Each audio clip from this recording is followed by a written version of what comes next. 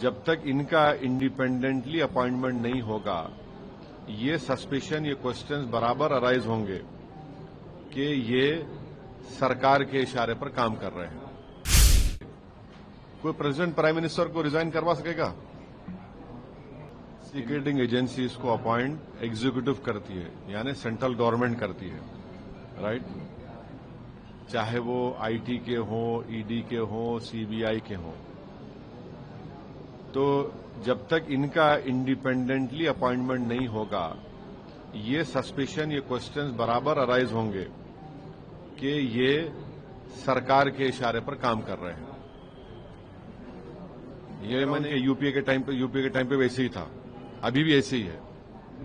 हमारी police force को देख लीजिए आप, एक एसआई के पोस्टिंग से लेकर डीजीपी तक हर पॉलिटिशियन का रिकमेंडेशन पे या तो उसकी कास्ट के ग्राउंड पे होता है, रिलीजन ग्राउंड पे होता है। तीसरी बात यह कि हमने संविधान में यह कहा है कि president of India will be guided by the aid and advice of the council of ministers. ये आर्टिकल है संविधान में।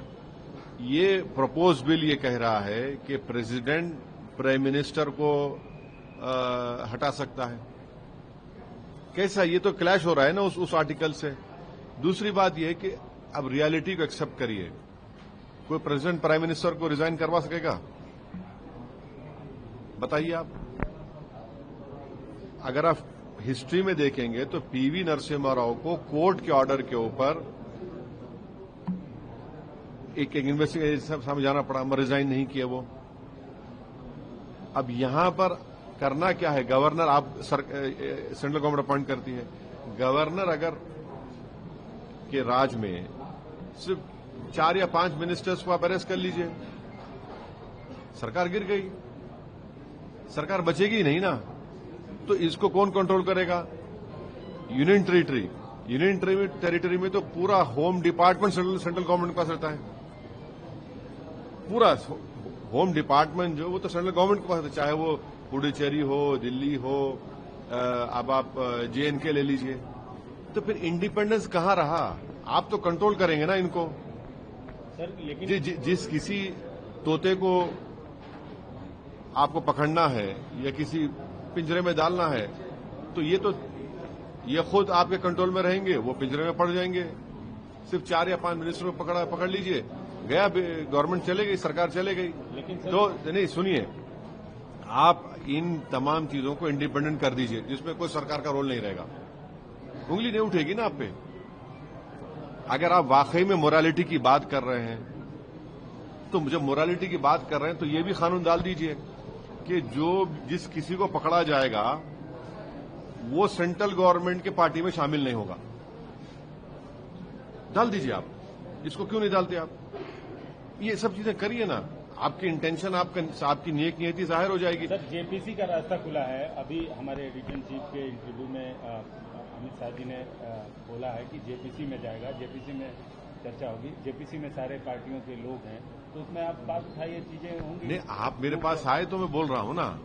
पार्लियामेंट में हमने ये कहा, जेपीसी में नहीं मालूम मैं मेंबर बन पाऊंगा नहीं बन पाऊंगा। स्पीकर साहब से हम रिक्वेस्ट करेंगे, हमको बनाइए, हम ये रखेंगे। मगर जेपीसी में जाएगा जरूर। वो तो लिखा हुआ था एजेंडे में कि इसको पार्लियामेंट की कमेटी को रेफर किया जाएगा। मगर ये जो हमारे एप्रीहेंशंस हैं, इसका क्या होगा बताइए? उसका क्या करेंगे आप? भाई महाराष्ट्र में क्या हुआ? महाराष्ट्र में आपने देख लिया क्या हुआ। हमारे एमएलएस को तोड़ दिया गया। बिहार में 4 एमएलएस चले गए। फिर आप कर्नाटका में क्या हुआ? हर जगह ऐसे ही हो रहा है। आप इंडिपेंडेंट इन्वेस्टिगेटिंग एजेंसीज को इंडिपेंडेंट कर दीजिए। इसमें कोई सरकार का रोल नहीं होगा उनके अपॉइंटमेंट में, पुलिस फोर्स में नहीं होगा। इंडिपेंडेंट कर दीजिए ना। भाई कॉन्स्टिट्यूशनल मोरालिटी इसमें नहीं आती क्या? फिर बताइए आप। इसमें भी आना चाहिए कॉन्स्टिट्यूशनल मोरालिटी। तो अब आप यूएपीए में डाल देंगे किसी को, यूएपीए लगा दिए। बीएनडबलएस के और पीएमएलए के कई सेक्शंस हैं, आप डाल दीजिए। आराम से बैठिए। 30 दिन नहीं, 3 महीने बेल नहीं होगी। 3 महीने बेल नहीं होगी। जब क्या करेंगे आप?